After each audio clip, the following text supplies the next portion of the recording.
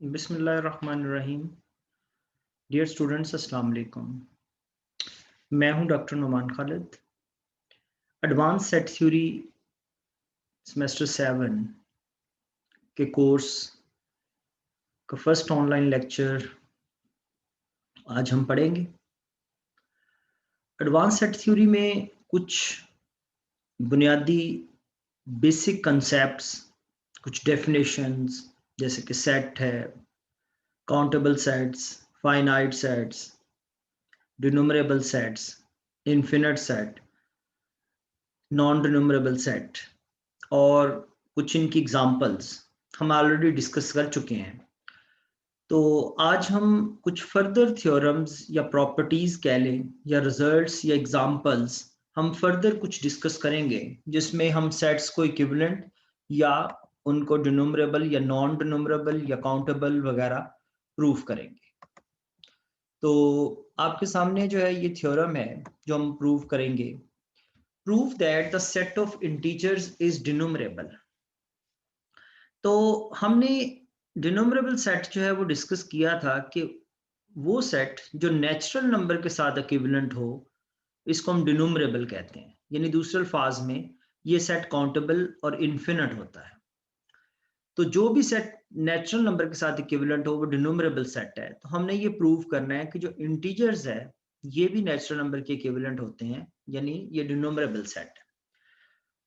तो डिनोमरेबल प्रूव करने के लिए हमें उसको नेचुरल नंबर के साथ इक्विवेलेंट शो करना है, और इक्विवेलेंट शो करने के लिए हमें एक मैपिंग या एक फंक्शन लेना है और उस फंक्शन को 1 1 और ऑन टू शो करना है, यानी बाइजेक्टिव शो करना है। अगर हम फंक्शन को 1 1 और ऑन टू शो कर देते हैं तो इसका मतलब है कि वो इक्विवेलेंट हो जाएगा, यानी बाइजेक्टिव उसके अंदर मैपिंग होगी।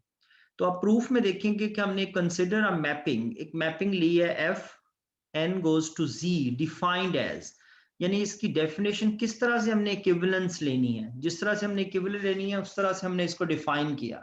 Defined as f of x is equals to x by 2 if x is even, यानी जब नेचुरल नंबर इवन होगा तो तब हमने इसमें x by 2 में वो पुट करना है, और जब वो नेचुरल नंबर जो है वो ऑड होगा तो हमने नेगेटिव x प्लस 1/2 में पुट करना है। तो आप जरा गौर कीजिएगा कि अगर हमारे पास x जो है वो नेचुरल नंबर यानी 1 है तो 1 तो ऑड है, तो जब हम 1 ऑड इसके अंदर पुट करेंगे तो आप देखेंगे कि ये 0 हो जाएगा। इसका मतलब है कि 0 इंटीजर है तो हमें इंटीजर मिलेगा। जब हम 2 पुट करेंगे, जब हम यहाँ पे 2 पुट करेंगे 2/2 1, तो इसका मतलब है इंटीजर 1 मिलेगा। जब हम 3 पुट करेंगे तो वो इसमें पुट करेंगे जो कि नेगेटिव 3 प्लस 1 यानी -2/2 -1 हो जाएगा, तो -1 भी इंटीजर है। जब हम 4 पुट करेंगे तो 2 मिलेगा, यानी इसके अंदर जब हम पुट करेंगे तो हमें पॉजिटिव इंटीजर्स मिलते जाएंगे, और जब हम इसमें पुट करेंगे तो हमें नेगेटिव इंटीजर्स मिलते जाएंगे। इसका मतलब है कि तमाम नेचुरल नंबर जो है वो इसके साथ कॉरेस्पॉन्डेंस इक्विवेलेंट हो रहा है। और 1 1 को प्रूव करने के लिए हम ये फंक्शन दो फंक्शंस को इक्वल करके उनकी वैल्यूज को इक्वल भी कर सकते हैं, लेकिन ये देख सकते हैं कि क्लियरली ये बाइजेक्टिव है, यानी 1 1 भी है और ऑन टू भी है, क्योंकि हर नेचुरल नंबर के अगेंस्ट हमें एक इंटीजर मिल रहा है। तो 1 1 भी है और साथ में ऑन टू भी है, सारे इंटीजर इस तरह से मिल जाएंगे।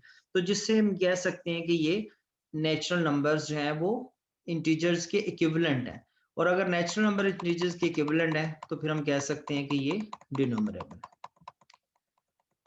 The next theorem है कि show that every infinite set contains a subset which is denumerable, यानी हमने ये प्रूव करना है कि जो हर इन्फिनिट सेट जो है जो उसका सबसेट होगा वो डिनोमरेबल होगा। सेट कंटेन्स यानी हर इन्फिनिट सेट एक सबसेट ऐसा जरूर एग्जिस्ट करेगा जो डिनोमरेबल हो।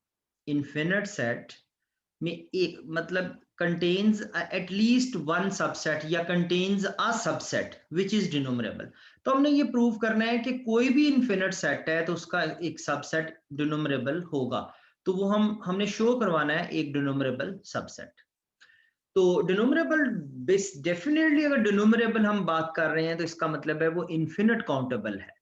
तो इसके लिए हमने यहाँ पे एक प्रूफ में कहा let A be N infinite set, हमने कहा कि एक ए इन्फिनिट सेट है, let A star A1, A2, A3, so on be the collection of non-empty subsets of A. तो हमने A स्टार जो है उसको कहा है कि ये सबसेट्स हैं A के, नॉन एम्प्टी सबसेट्स A के हमने यहाँ पे लिए हैं। डिफाइन अ मैपिंग, अच्छा हमने यहाँ पे एक मैपिंग डिफाइन की है। अब वो मैपिंग क्या है, वो A स्टार से A की तरफ है, सच दैट यानी A स्टार के अंदर सबसेट्स हैं A के, और A जो है ये एक सेट है। तो हमने सबसेट, असल में हमने क्या करना है, हमने सबसेट को सेट के किसी एलिमेंट के ऊपर मैप करवाना है। यानी एक सबसेट एक एलिमेंट पे मैप करेगा, दूसरा सबसेट एक एलिमेंट पे मैप करेगा, तीसरा सबसेट एक एलिमेंट पे मैप करेगा। तो हमने उनको सबसेट्स के अंदर जो है वो हमने इस तरीके से ऐड हम करेंगे। अच्छा अब आप देखिएगा किस तरह से डिफाइन किया कि f ऑफ a1, यानी a1 हमने असल में a का ही नाम रखा है, f of a1 is equals to f of a, और ये a1 पे मैप करेगा for some a1 belongs to a, a1 a में होगा। a2 असल में क्या है, a2 है कि a में से a1 को निकाल दें, a में से सिर्फ a1 को निकाल दें, बाकी a2 बचेगा। तो a2 जो है वो स्मॉल a2 के ऊपर मैप करेगा, जो स्मॉल a2 है वो भी a का एलिमेंट है। यानी अगर मैं इसको इस तरह से ड्रा करूं, थोड़ा सा डिफिकल्ट ही होगा ड्रा करना, लेकिन मैं आपको थोड़ा सा इसमें ये बता दूं कि फर्ज करें कि ये हमारे पास ये हमारे पास है, इस तरफ हमारे पास क्या है, इस तरफ हमारे पास small a1, small a2, small a3 और एंड सो ऑन, इस तरह से स्मॉल सारे इसमें हैं। और ये हमारे पास जो पूरा समझ लें सेट है, इसको हमने, ये पूरा जो आपको नजर आ रहा है ये A है, और इसके अंदर भी इस तरह से A के अंदर भी एलिमेंट्स हैं A1, यानी ये डिफरेंट सबसेट्स हैं। हम इसमें क्या लेते हैं, ये A2 और ये A3, तो बेटा ये एंड सो ऑन। तो वो कहता है कि ये A तो ये सारा ही है, जबकि A2 क्या है, A2 A1 निकाल दें, यानी A2 ये नीचे वाला हिस्सा सारा, सॉरी इस तरफ A2 जो है वो ये वाला हिस्सा है नीचे वाला, यानी A2 ये है यानी पूरा ये सेट जो है ये A1 पे मैप करेगा, ये A2 वाला हिस्सा जो है ये A2 पे मैप करेगा, और A3 क्या है, इन दोनों को निकाल दें, यानी A3 हमने क्या कहा है, A में से A1 और A2 निकाल दें, A3, और ये नीचे वाला हिस्सा जो है ये इसको मैप करेगा, इस तरह से उसके नीचे वाला हिस्सा जो है वो अगले नंबर को मैप करेगा, उससे नीचे वाला। तो इट मींस कि हमने जो इसके, ये चॉइस फंक्शन है बेसिकली, तो हमने इस तरह से इनकी मैपिंग जो है वो ली है। अच्छा जी, अब आप देखेंगे कि ये एंड सो ऑन आगे ये चलता जाएगा। एफ ऑफ ए एन जो होगा उसमें ए एन -1 तक माइनस हो जाएंगे और वो ए एन पे मैप करेगा, और यही हमने लिखा है कि ये एन -1 तक है। Clearly the set A1 A2 AN, यानी ये वाला जो सेट है जो B N infinite sequence of distinct elements, तो ये एक इन्फिनिट सीक्वेंस बनता है of distinct elements and subset of A, और ये ए का हमारे पास जो है ये सबसेट भी है, तो सबसेट ए का भी ये बनता है विच इज डिनोमरेबल, और ये डिनोमरेबल है। वो सबसेट ए का इसलिए बनता है क्योंकि हमने कहा था एक इन्फिनिट सेट है, और ये जो सीक्वेंस है ये भी एक इन्फिनिट सीक्वेंस है, लेकिन ये उसका सबसेट है।